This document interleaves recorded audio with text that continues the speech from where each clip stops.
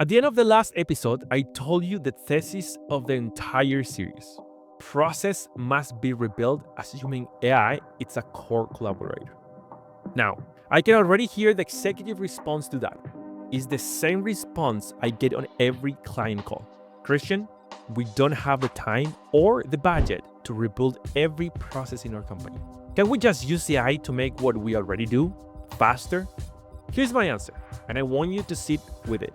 If you are thinking of AI as a productivity tool, you are already lost. Because the winners, the companies quietly running away from the industry right now, they're not using AI as a tool. They are redesigning what their company is around AI.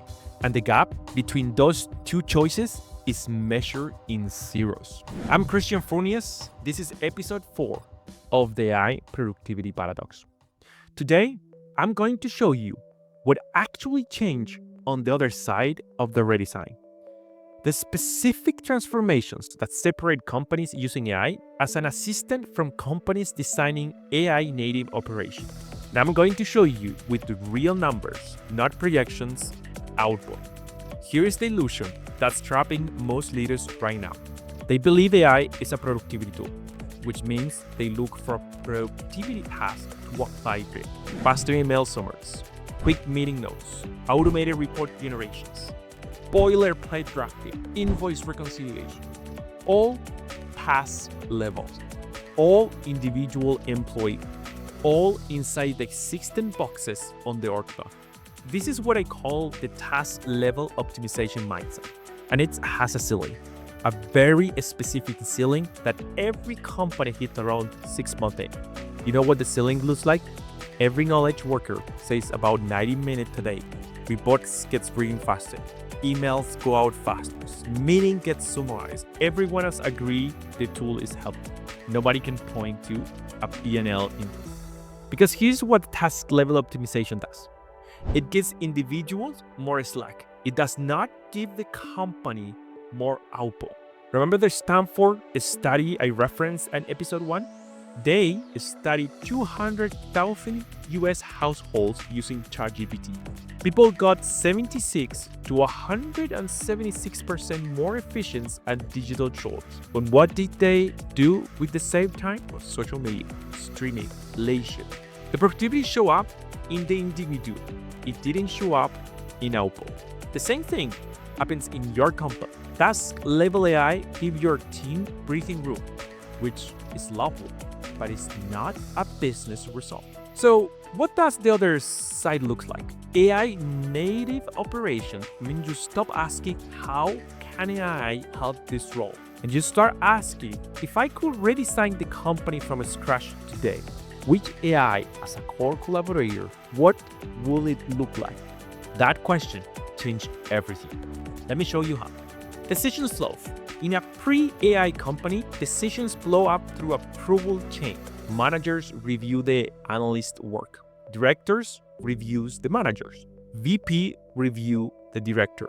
This exists because human judgment is expensive and mistakes are costly.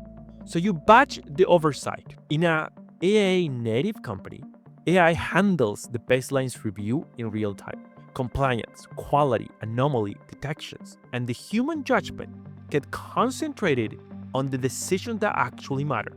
You eliminate 4 layers of review for round-time work, and you double the depth on scrutiny on the 10% that is generally novel. Role structures. Pre-AI, your org chart is built around specialists. One person who knows contracts, one person who knows permits, one person who knows scheduling. Each silo. In an AI native company, the AI holds a specialist knowledge. All of it at once. And humans move up the judgment and coordination. One senior PM can do what took 4 coordinators before. You don't lay off people, you move them up. Value creation sequence.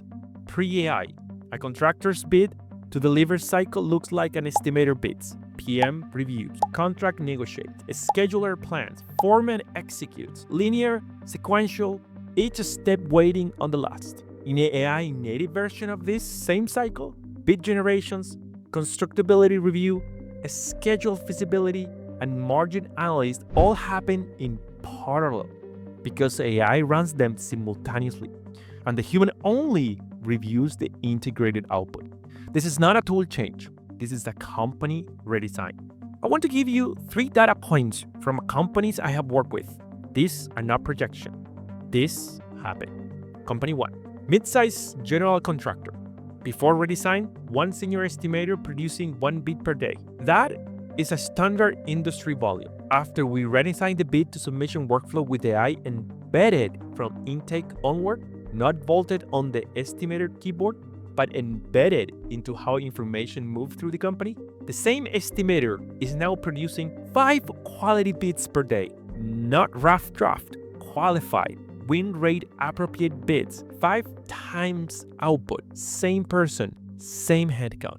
Company 2, construction firm doing daily site reports. Before, each superintendent spent 45 minutes at the end of every day compiling their field report. Hundreds of hours per week across the company. After redesign, 5 minutes per report. The other 40 minutes per day per super went back into field supervision, which is what you actually want your supers doing. Supervise. Company 3, a construction business that grew from 22 million in annual revenue to 45 million in 6 months.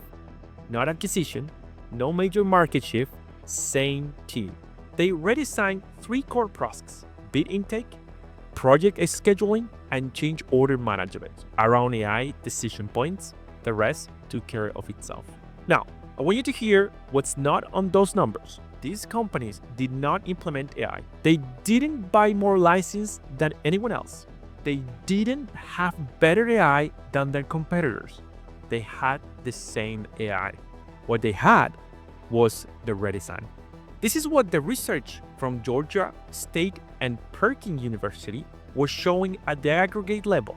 AI augment the firm that absorb it structurally, not the ones that buy it individually. That finding holds every time I see it up close. So here's the shift.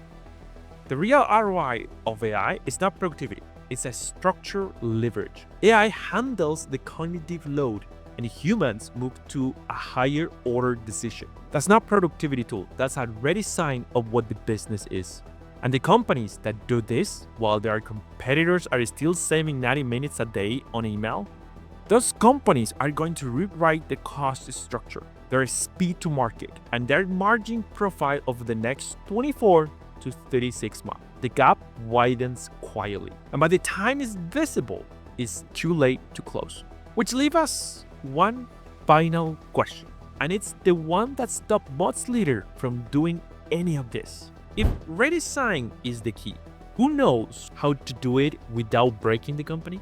Because let's be honest, you can't rip apart every process at the same time. You will grind operations to a halt. Nobody can afford that. And most consultants who say that they do AI transformation have never actually redesigned a workflow. They just implement software. But it's something few leaders understand about AI implementation. You don't rebuild the company, you redesign one core process at a time, the right one. And you do it in a way that doesn't disrupt the 95% of the operations that works fine. I have put together a simple framework showing how to do this exactly. How to pick the right process, how to map it, redesign it with AI building, and implement it without taking the rest of the company offline. Same framework we use for every one of those clients' results I just showed you. If you want it, the link is below. In the final episode of this series, I'm going to show you what happens when this is done at scale, real ROI, a structural outcome, and the question every leader is asked at the end. How do I actually start this inside my own company? I'm Cristian Fournies. This is the AI Productivity Paradox, episode 5, close this series.